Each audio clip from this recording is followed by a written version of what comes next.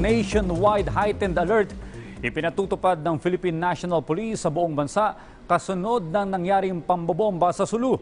Ang sentro ng balitang yan mula kay Eunice Samonte live. Audrey, mas maghihigpit na ng seguridad ngayon ng Philippine National Police matapos makalusot ang 2 bomba kahapon sa Mount Carmel Cathedral na ikinasawi ng mga sibilyan at ng puwersa ng pamahalaan. Sa katunayan, hindi lamang sa Mindanao kundi sa buong Pilipinas o ang buong Pilipinas na ang sasailalim sa heightened alert status ayon yan sa pambansang pulisya.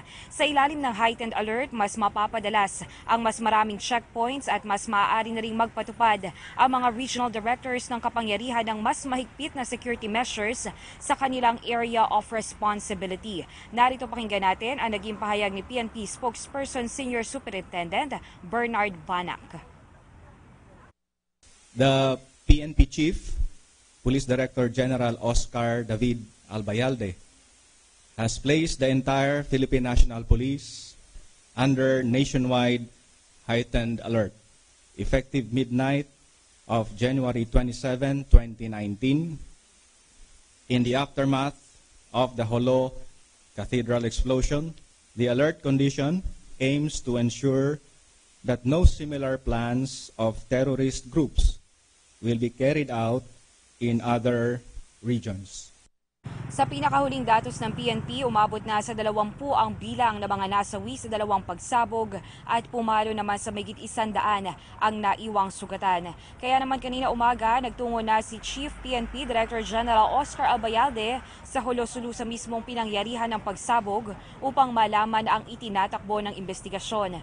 Base sa inisyal na ulat, hindi pa rin madetermina kung ano ang uri ng pampasabog na ginamit dahil na rin sa lakas ng pagsabog nito na ikinasira na rin ang mismong ginamit na bomba. Electronically detonated ang bomba dahil na rin umano sa 12 to 15 seconds na interval ng bomba. Narito pakinggan natin ang naging pahayag ni Chief PNP Director General Oscar Albayalde. Yes, nagmimisa, halos nasa second reading pa lang daw. Halos nasa second reading pa lang daw nung pumutok itong unang IED. Halos puno daw dahil yung daw mga ganon ay yun ang madalas na pinupuntahan ng tao yung oras na yun, yung second mass. So ang thinking ng pare, more or less mga nasa 100 yung nasa loob. Sa katunayan, mula taong 2011 pa umano ay nakatatanggap na ng mga threats itong Mount Carmel Cathedral, bagamat wala pang sospek na tinitingnan ngayon ng grupo ng mga terorista ay tinitingnan naman ngayon ang grupo ng Abu Sayyaf, partikular na nga itong Ajang Group. Samantala, nagpaabot naman ng pakikiramay ang Department of National Defense.